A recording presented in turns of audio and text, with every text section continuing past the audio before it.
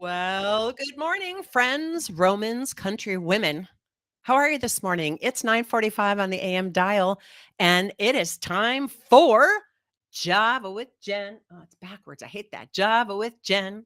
Java with Jen. I'm Jen. That's my Java, aka my coffee. Sometimes it's mushroom coffee. I'm speaking quickly. I may switch to water shortly here, but it is the month of March, people. And we're going to be talking about how to navigate gender bias all month with my guest, Elizabeth Bachman. But before I tell you all about her, let me introduce myself. If we haven't met, I'm Jen Koch, and I am your favorite executive leadership coach. If you are a woman in STEM or another male dominated industry looking to lead with more authority, influence, and impact. And what I mean by that is being yourself, having confidence in who you are, so you can inspire your team and make the impact and leave the legacy you want to make.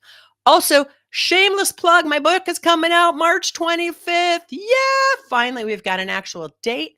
Go to jenkochenbook.com, get your pre-order copy, let me know about it, and I'll give you a free ebook to read because you just can't wait to get your hands on this one when it comes hot off the presses. Anyhow, today I am super, super excited, and I got to pull up my notes. Well, this one I might have to do from memory because I didn't have my notes. I'll have them next time, but she's a dear friend, so I think I can speak pretty well about her. I'm all month long, I'm featuring Elizabeth Bachman. She is one of my favorite people. She founded a company called Speakers Who Get Results and also has a program called Visible and Valued. And we're going to be talking all month long about the art of speaking to get results. And today specifically, we're going to be talking about navigating gender bias and particularly in this political climate, what that means. Now, a few interesting things about Elizabeth. She has been a master communications specialist and speaking coach for over 30 years. She used to be with the New York Met and actually directed famous opera stars. I don't know, like Luciano Pavarotti. I don't think I'm saying that right. I think she speaks like 27 languages. So she will correct me. And Placido Domingo. Yeah, she directed these guys on stage and off to have the confidence so their body, their presence, their body ruled the stage. And yes, even people like that deal with imposter syndrome from time to time. But I'll let her tell you herself. I'm going to bring her on now because I'm done talking. All right, Elizabeth, it's time for you to join me for Java with Jen. Java with Jen. Welcome, Elizabeth. Good morning, Jen. I'm so happy. I have had my Java because I have milk in my Java, and that makes me cough. So I'm trying very hard not to Oh, today. really? You can't just drink your Java black? You don't like it that way? Ugh. Spoken like a true halftime European. But no, You know, just I'm just a milk and coffee gal. So just a milk and coffee. yeah, Gotcha, yeah. gotcha. I like mine black like my soul. Kidding. It's not Oh, really true. you're just pure. I'm just pure. That's pure as the driven snow. If you knew Yeah. me, you know that wasn't the case. Well, look, I am so excited to have you on here all month long. And at the end of the month, well, two things. One is you are a featured faculty in the Executive Presence Accelerator, which is a program. The first cohort kicks off tonight, actually. And you're one of our featured faculty going to be training people and coaching people specifically in navigating gender bias. This is the theme of the month because for those that aren't in that program, you can join Elizabeth and I for free on March 27th at 11 a.m. Eastern for my free Empowering Expert series. And we will make sure that that information goes in the show notes after the fact so that you can have that link. I wanted to start off today kind of giving an overview of what is gender bias, why does it still exist? And my third favorite, not so favorite question is it getting worse in the current political climate? So I don't know where, I'll just start with what is gender bias and why does it exist? Well, we all have biases. So if you think you are not biased, then you're fooling yourself. Everybody's biased.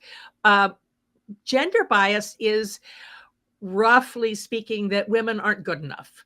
Mm, Because women don't talk the way men do and they don't react the way men do. And it is socialized into us. I don't think anybody does it on purpose, but it is a bias that we've had since for centuries. I mean, Mm. uh, there's literature from the 17th, 18th, 19th centuries all about women having to manipulate the men to get what they wanted because they couldn't actually just ask for what they wanted, because in those days women had no temporal or financial power. Mm. So it's a hangover from the days when the men went hunting and they were strong, and the women stayed home and gathered. It's just a hangover.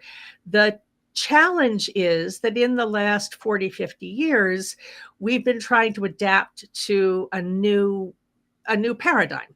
And particularly in the last 20 years, women have really been stepping up and taking leadership roles. But women also have uh, biases that we are taught. I think sometimes I hear my grandmother in my head saying, "Good girls don't brag. Don't talk about yourself." That one took me years to get past. And so it is a matter of how we communicate, who we communicate. My work is all about getting women's voices heard in places of power. And that is as a team leader, in the boardroom, in the C-suite, or in your industry, whatever that means for you at this moment. So it's, how do you speak up so that you are heard and listened to? That's Yeah. strategic speaking for results. Right. And that's next episode. So we're not going to give away that yet because we got to keep people hanging, like a good episode of The Bachelorette. I don't know. I don't know. I was like, what's a good Okay. reference here? And I am grasping at straws. I'm currently into a show called The Resident, which is a medical show. But all that to say, it's interesting that you talked about the 17 and 1800s. I also know about, in 17th and 18th century with your background in opera and some of the studying you've been doing. You have such historical knowledge. And like you said, it is a hangover. And this is why you're on the Java with Jen show and why I'm having you as an empowering expert, because we share this mission to have women's voices be heard.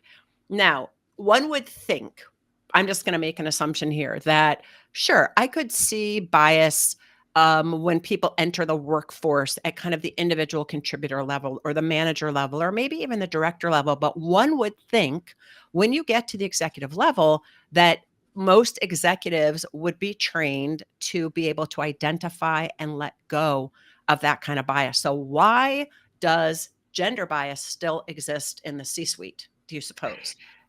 I think it's the other way around, actually.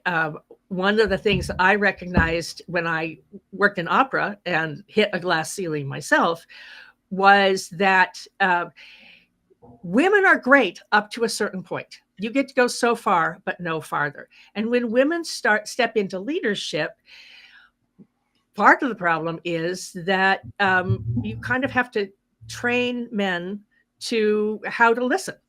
And yes, it is getting worse because as you have said, there's a desire to go back to what's familiar, and go back to the image of the golden age. And so at this point, we're recording this in 2025. There's a lot of noise being made around going back to a fictional older golden age. And so what I think, though, is that most of the time, the reality is you've got people in your organization and people that you work with, colleagues that you work with. The key is to learn how to speak to them, listen to them, and just when habit catches up, then you can just say a little something and speak to your colleagues and do the things that will resonate with them.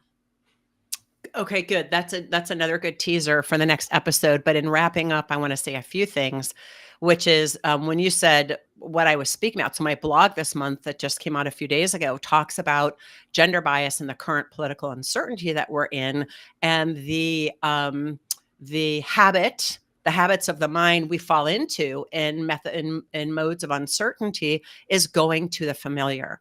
And yes, while there is a construct that we are leading inside of, working inside of, living inside of, that is shifting back toward the 50s, that has always been there, only not as obvious.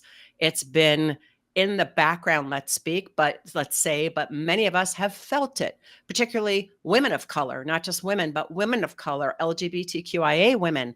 I mean, this has been unspoken in the background forever, and now it's being very, very overt. And so I think what's key with all of this is we have to acknowledge and recognize the current political construct. We have to acknowledge, it would be helpful. I'll put it that way. I get on my high horse and I get strident. I'm like, no, this is the way it is.